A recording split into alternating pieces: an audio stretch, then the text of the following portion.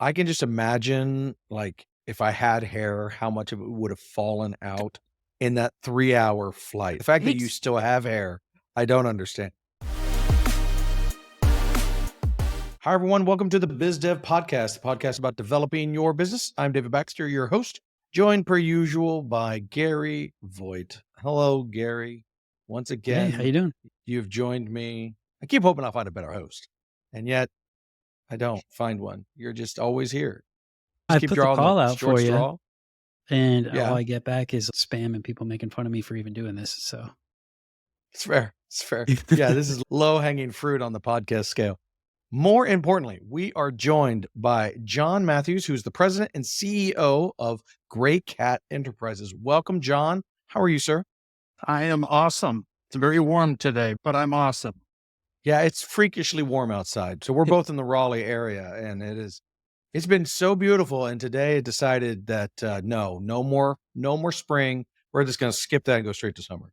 That's, So I'm not a fan. I'm gonna hide inside my air conditioning for at that's least the right. next 24 hours. So you are a part of Gray Cat Enterprises. Tell me a little bit about that. I spent a good portion of my life in corporate America, and I've always wanted to start my own business. And so in 2004, I did.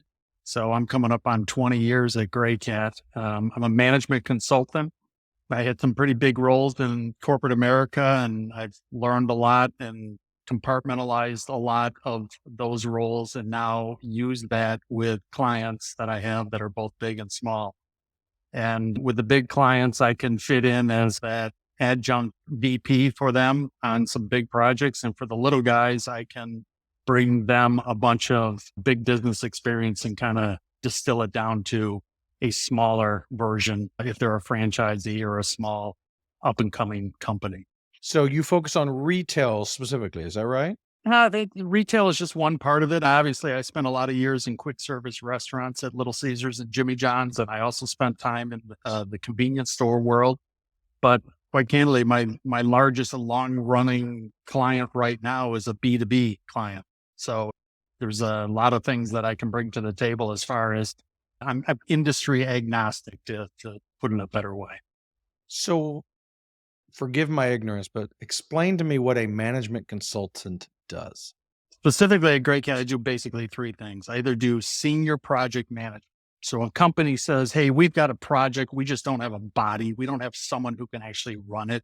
Let's go find this Matthews guy, bring him in. He can hit the ground running, and he can add some additional bandwidth for us to be able to do a particular project.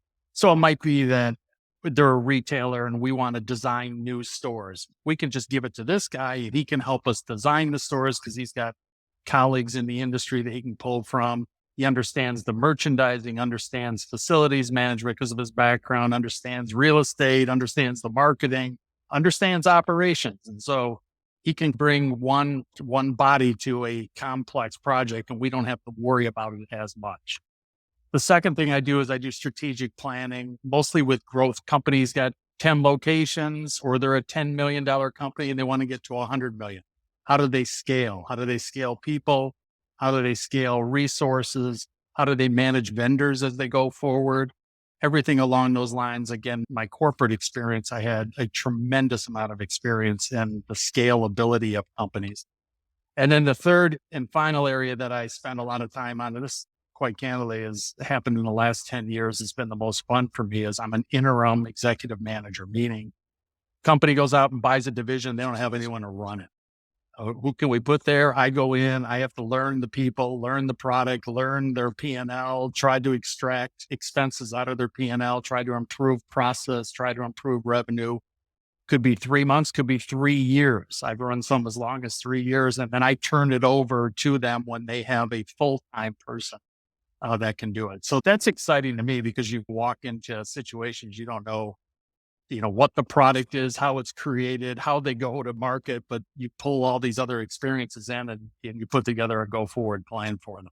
So you sound like Superman. You look like Superman, which is not fair. But I guess the big question I'm ignorant, but so this is interesting to me. I bring you in, I need someone to run a division using your terminology. And you Yep. come in there and you kick butt and then you leave. Like, I don't understand how that works. You are a critical member of this team. I'm brand X and I'm opening a new thing of taco restaurants and I don't have a guy. So I bring in John and John is amazing. But then you go away. Do you train your successor? Like, it seems like you're just leaving a massive hole in these companies that you're succeeding with, but now they're stuck. So how does that work? No, it's actually quite the opposite. I'm very much a collaborative type of manager, and I try to teach people how to be able to manage the business after I'm gone. And so a lot of companies you go into you ask a simple question, what's our sales goal for the month? And they'll look at you like, I don't know, we've never been told it, never had access. So I'm like, you know what? I'm going to tell you what our sales goal is, and then we're going to figure out a way to get to that sales goal.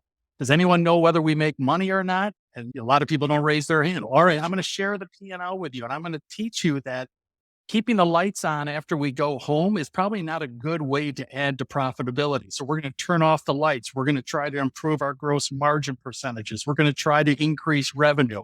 You guys are going to learn all this stuff. And then once you have it and you don't need me anymore, move on to the next project and people carry on. And I've done, I think, I don't know, 9 or 10 of these interim executive management roles. And I still get people calling me 3-4 years later saying, what would you do in this situation? I'm not even working for that client anymore. And they just have built a rapport with me that they understand that I'm approachable, that I'm not going to take the credit for it. I'm just going to go in and do my job and hopefully train those people so they can carry on without me. Yeah, you mentioned training.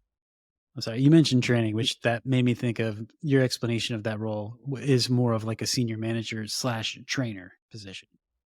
Because if you're leaving it in their hands, then obviously. Yeah, if I can transition it that way where they know that ultimately they own this and they are going to get a lot of rope, and what they do with that rope is up to them. Can they handle that or not? And then you find out, do the people really want to manage the business going forward? Or do they just like to be told or kept in the dark about everything? Most people find it refreshing that someone comes in and opens the book, so to speak, and says, this is what we need to do in order to be successful. That is so interesting. Yeah, I was a waiter for a while, and the idea that someone's going to actually show how my restaurant works would be mind blowing. Like, I can't even wrap my head around that because that's not something I didn't even know what that meant, much less how it all worked. I'm just a cog in the machine. And that's how most people at these chains are, especially when you're 18 years old or whatever, and you're there to do a job and really you don't care about much else except going home and playing with your friends or whatever. But to you to open that door would be really eye-opening. And I think very inspiring. I'm thinking me at 18, 19 years old to be able to see P&Ls and whatnot. And one particular case that when I went to this division, they had 35 people. It was in disarray, multi-million-dollar division. They were losing money. They all wanted raises, but they didn't understand that we were losing money. And so I created an incentive program that said, all right, we have to get to a certain profitability level. I will run it up the flagpole with my client. And if we hit that number or exceed it, everybody will get a percentage Christmas bonus. And I explained to them each and every month, did we make money or did we not make money? How far off are we on our goal? And I'll tell you, they got totally engaged. They were focused in on, we got to hit that number. And I said, if you're $1 short, no one gets anything. So just understand that there is a hard threshold here. And I'll be damned if they didn't hit it by $4,000 and we gave out $20,000 worth of incentives at Christmas for the 35 people. Paid for their Christmas.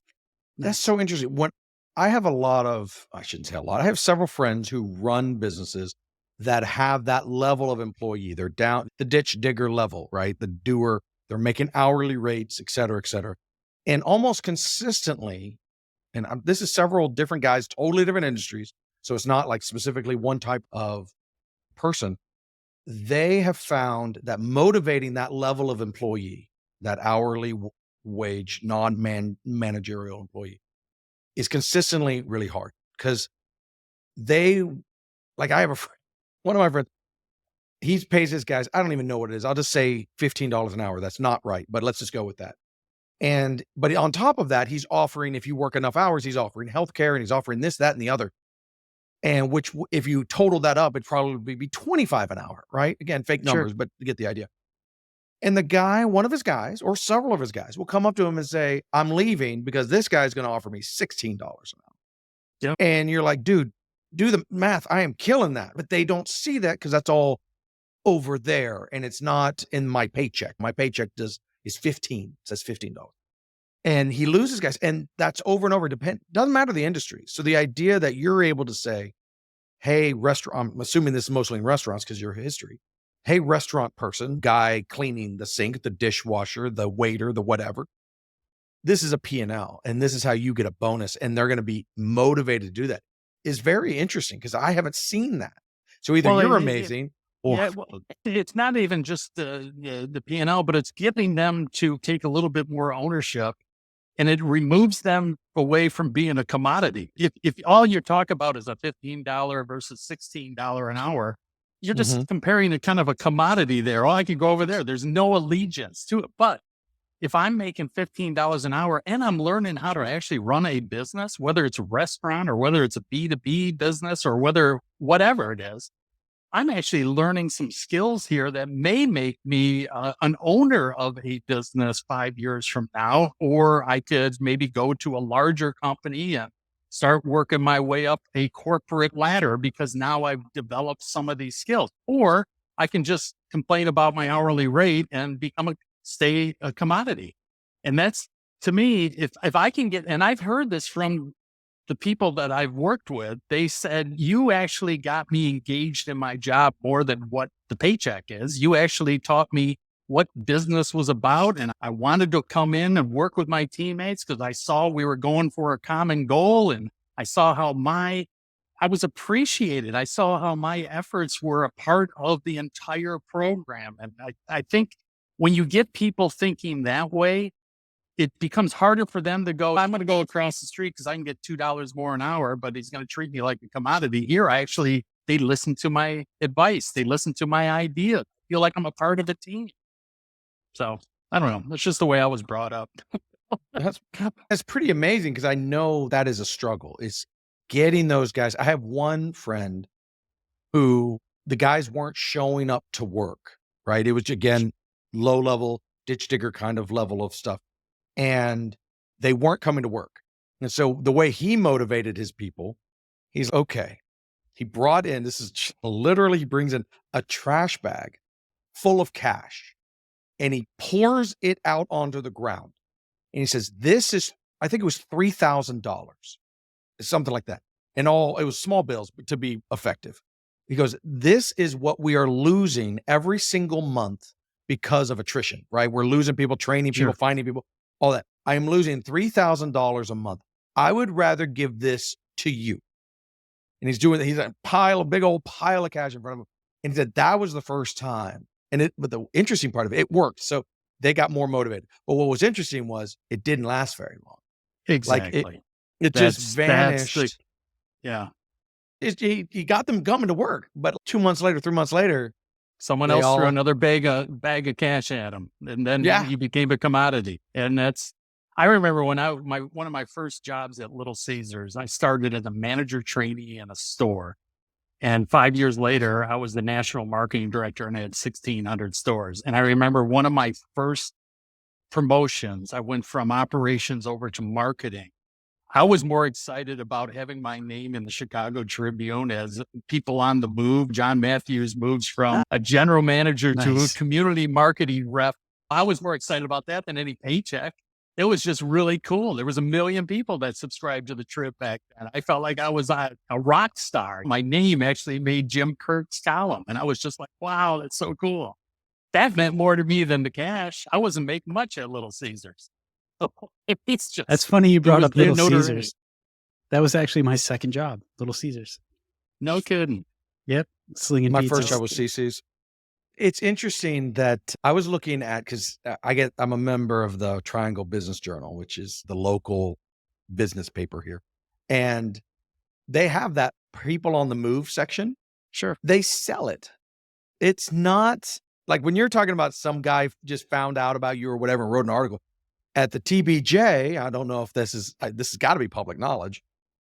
you can pay like $500 to get an employee name in their paper as someone who's on the move. And people do it every single month. So it's clearly a money item. But I was like, it defeats the purpose, right? Now, if your boss did that for you, maybe that's cool. But if you did it for yourself, that's just weird. So how did you go from, I mean, I have so many questions because you were the president of Jimmy John's, which is so interesting to me. How did you go from that to leaving that position? I assume that was just a cool time. It was time to move on to saying, obviously you have the experience, but how did you convince people when you're starting this business 20 years ago that, was it just, look, I was the president of Jimmy John's. Of course I know retail and that's enough, right? Or did people start coming to you because they just wanted to work with you? How did that all get started?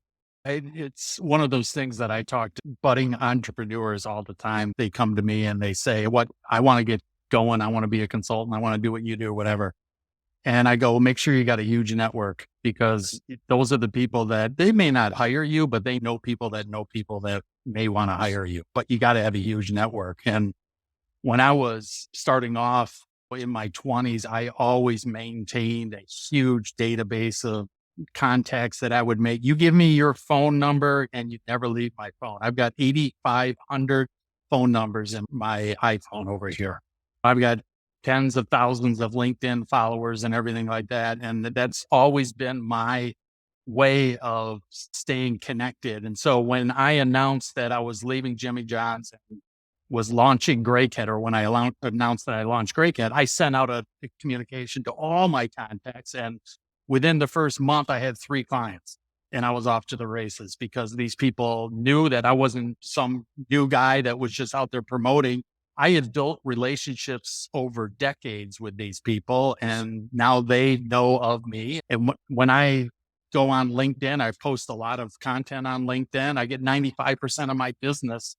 And it's because people have read my stuff over the last 20 years. I've been on LinkedIn for almost 19 years, and they've read it for that amount of time. They may not have a project for me on day one, but they know who I am. And sure enough, right before this, I got a call from a guy that I've known for a half dozen years. Says, I got a buddy who's looking for someone to help him with strategic planning. You're the first guy I thought of. That's all you want. You want to be top of mind.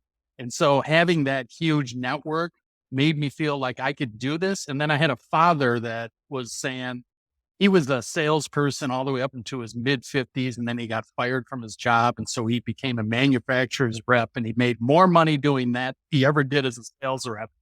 And I was his youngest kid, and he told me, he says, John, if you want to make it in this world, start your own company. And so I had a goal of doing it when I was around 45. I started, I think, at 40, 41 or so with my company, and I've never looked back.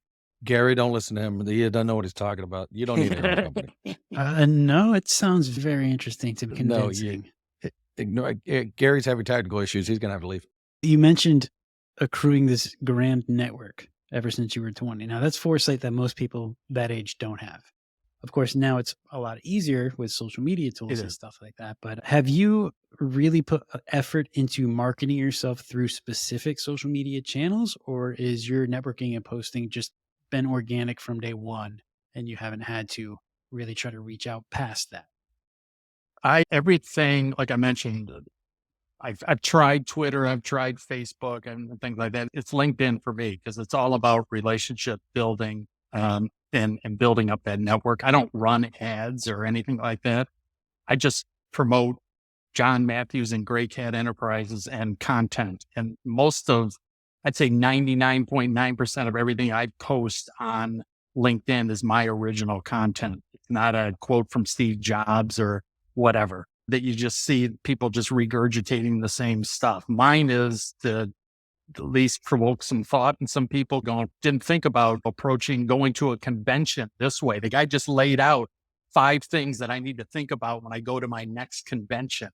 And do I get any money from that? No, I don't. But people go, this guy seems like he knows what he's talking about. Every post, I get something out of it. And then lo and behold, I get the call and someone's got a project, and it's been that way for 20 years. Big Pixel builds world-class custom software and amazing apps. Our team of pros puts passion into every one of our projects.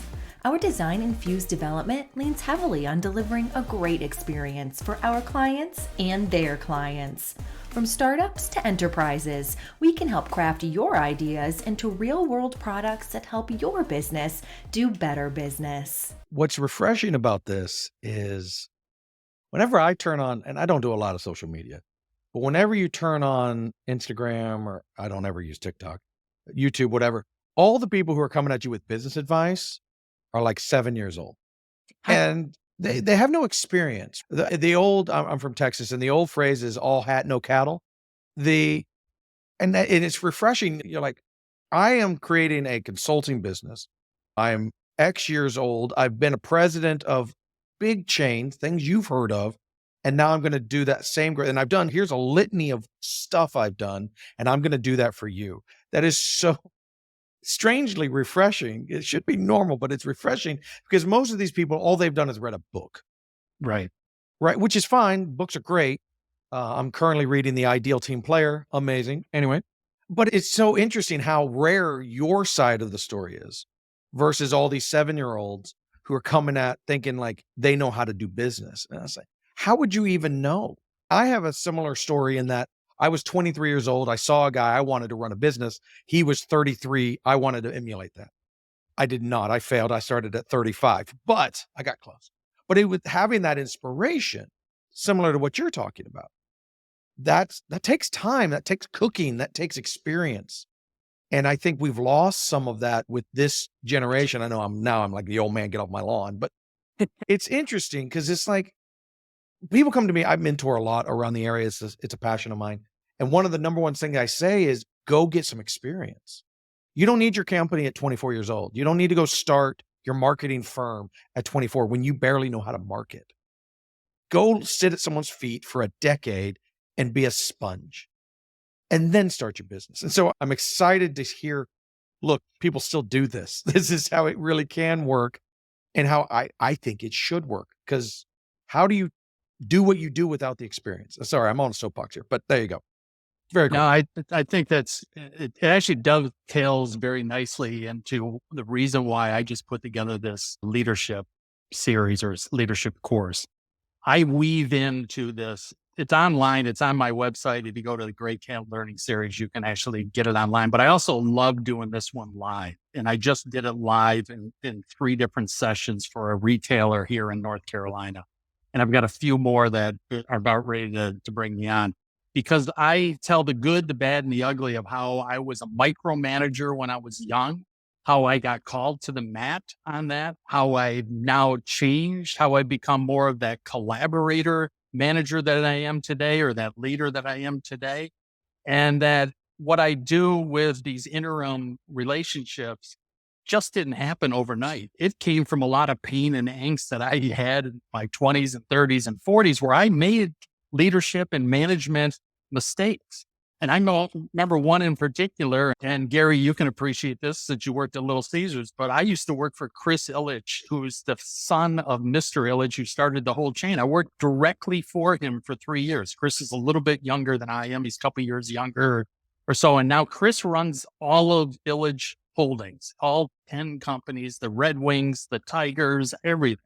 So he's a multi-billionaire, his family is. And I remember once I was in my office in Chicago and Chris was down in Indianapolis talking with the marketing manager who reported to me. I was the regional marketing guy. And he calls me, he says, "John, what are you doing right now?" And I said, "I'm just doing some work." And he says, "I need you to drive to Midway, jump on a plane, come down here because we have to talk."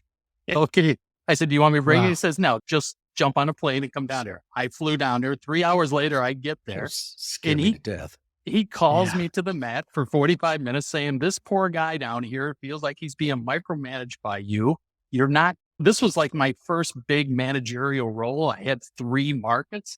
And he called me to the mat for 45 minutes. And then he said, "Now learn something and go back to Chicago." And I jumped on a plane and flew back. And so I share that experience with the people that I'm talking to about leadership. If you think I'm a great leader, I wasn't a great leader in my 20s, and I learned things in my 30s, and you got to learn from all those mistakes. And I've been called to the mat by one of the biggest, Chris Illich. And I love this because I learned so much from that. And Chris and I are great friends today. And it's how you really appreciated the fact that he called me to the mat, or I would have been a micromanager all my life, probably. And the way you Oh, man, reacted to that situation probably benefited you quite well too. Because Absolutely. I can just imagine, like, if I had hair, how much of it would have fallen out in that 3-hour flight. Like, the fact that you It's still have hair, I don't understand. I'm the kind of guy this is too much inside baseball, but if anyone on Slack, and I know Gary's absolutely gonna do this to me now, says, "Hey, do you have a minute? We need to talk." I'm immediately in total freak out mode. it's And I'm like, "About what?" Or the worst is, "Hey, do you have time this afternoon? We need to talk." Like, now I have 4 hours of just the stew ruminating over it. the on way what you're about to tell me. Oh, that's the So- worst. That is very cool. Yeah, I just think experience is underrated. Even now in our company, like, I don't do what my guys can do. I am not a developer the way that they are anymore. But there are still times where the buck stops with me, where a Sure. guy will call me and I'm stuck. I've been stuck. I've asked everybody, can you help? And sure, I've never seen that code before. I don't even know that language. But we go old school and we take it back to the basics and we always find the problem, whatever the problem is.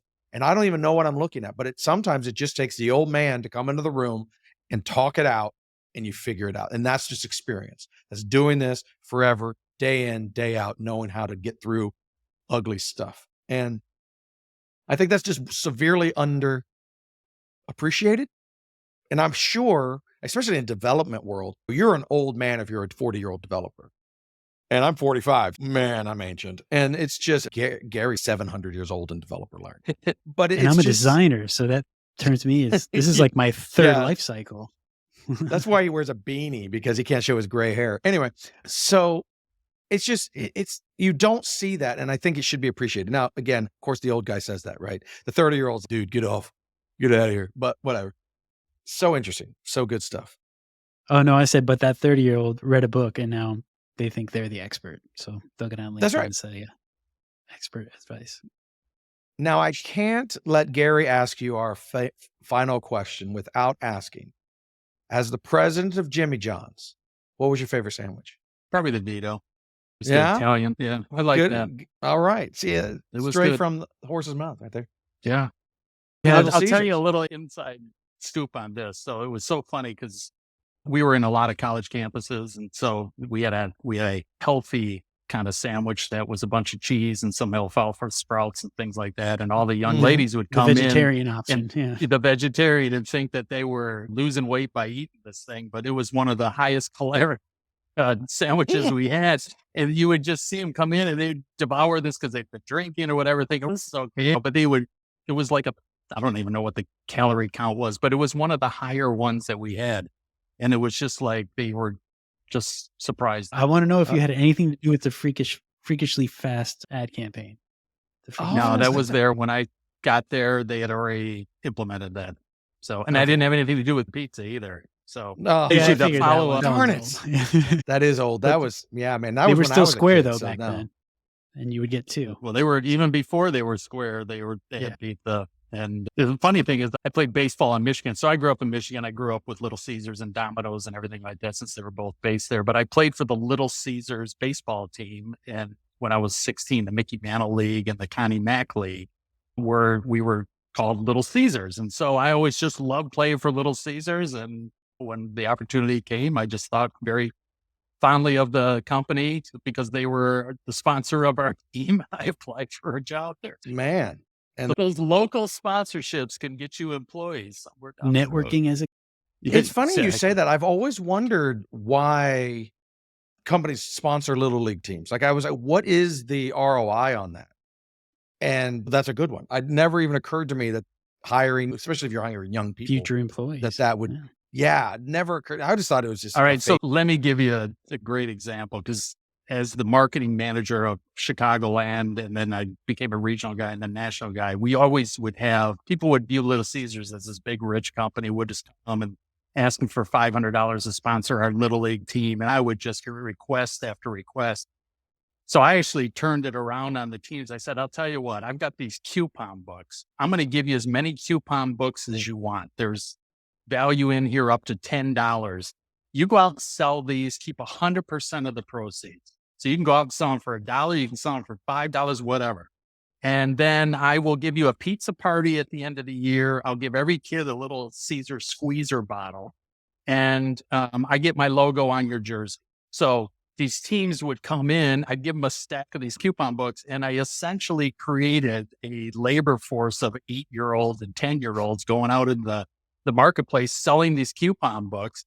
And instead of me sitting there cutting checks, 250, 300, I had all these kids running around the field with their little squeezer bottles. I had all the parents and the kids come in to the restaurant after the season to have their pizza. So I got people tasting our pizza and everything like that. The logo's on their jersey, and they're distributing these coupon books. So one year that we did this, we actually had 750,000 coupon books out in Chicagoland. Wow. Oh my goodness. Instead of having a $300 check that I would write, my total cost was $30. That was food costs. That was the cost of the squeezers, the cost of the coupon books and everything like that. So I could sponsor 10 teams for the price of one. And then I had leagues coming to us say, do you want to sponsor a league? I'm like, sure. You guys need bats? Here's another 300. Go out and buy bats. Just sell. And I had my non-payrolled labor force. How You awesome. might want to keep Man. that hush, though. I am That was curious back in how the often. 90s. I'm curious how often that's being done. I don't think I've ever heard that. Now, my kids didn't play sports, so I have no idea. But that is My so kids, interesting. I will tell you that when they're involved in high school activities, sports, leagues, whatever you want to call it, the fundraising situation is out of hand. And It it is out never of hand. stops. I can believe Yeah. that. It's insane. So And when the I asking for played- sponsorships everywhere is crazy Yep. too. So when I played high school baseball, we had to go out and sell plastic tumblers. And so, Gary, I'd have to come to you and get you interested in these stupid plastic tumblers, which of course I didn't have. And then I would have to have you sign up. And then I'd have to bring these cups back to you a month later, and they could never fit in my car or my parents' car. I'd have to remind you that you committed to this, and now you got to give me, $40. And then you probably got them and threw them out because they were just terrible. And I'd have to do that. And then I'd have to split 50% with the manufacturer. And yeah, things have changed now. I remember Yeah. selling, or my kids when they were real young, selling candles, like scented candles through some company or whatever. Now it's just, they just take every contact they have in their phone, and you get spam texts and emails saying, go to this website and donate.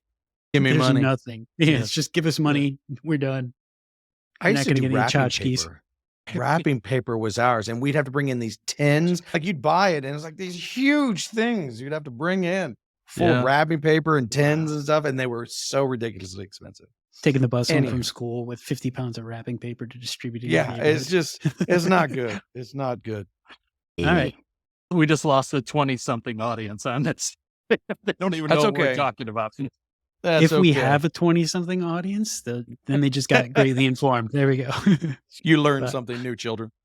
So speaking about the last question that David brought up, John, what are your top 3 pieces of advice for any entrepreneurs, new business, or startup? Be prepared to work pretty hard. If you think this is going to be great, I'm going to do this part-time. No, you got to do this full-time, and be prepared to do that. You better have a network. You better be able to reach out, not to your close friends. Those people aren't going to hire you. It's going to be their friend's friend who doesn't know you, but he's looking for someone. He doesn't want to vet anyone else. And he's figuring, hey, I know this guy who knows this guy must be okay. It's that connectivity. I can't tell you how many times I've been hired by people that are 3, 4, 5 degrees away from the original person that I knew that have hired me. So it's having that big network, being prepared to work and you got to be self-motivated. There isn't going to be anyone there that says, hey, you got to get in your office at 7 a.m. or you got to work the weekend, or you've got to do whatever it takes. In my case, it's just me. So not only do I have to do all the work for my clients, but I have to go out and get the business. So I got to be good in business development. I have to manage my content. So I got to I got to write all those blogs and create these online courses and everything like that. And then do work for my clients, obviously. And so it's a real balancing act that I think a lot of people underestimate the amount of time management skills that you have to be able to pull all of this off, especially if you're a single sole proprietor. Excellent. Now, you mentioned to us earlier that you had courses and books. If anybody wants to find those or reach out and learn more about your business, where can they get a hold of you? So if you go to my website, it's called Gray Cat Intercom, and it's GRAY catenterprises.com. At the top, there's a tab that's for the Gray Cat Learning Series. There's also links to my books that you can buy directly on Amazon. There's 3 retail books that are up there. So if you want to learn about local marketing, there's a book for that. If you got a grand opening or an anniversary, there's a book for that. And then there's a general, a retailer type of book. So if you want to learn about capital management or real estate or facilities management or merchandising, there's a book on that as well. So everything's housed at the Gray Cat Enterprises website. Hi, I'm Christy Pronto, Content Marketing Director here at Big Pixel. Thank you for listening to this episode of the BizDev Podcast. We'd love to hear from you. Shoot us an email, hello@thebigpixel.net. The BizDev Podcast is produced and presented by Big Pixel. See you next week. Until then, follow us on Instagram, Twitter, Facebook, Threads, YouTube, and LinkedIn.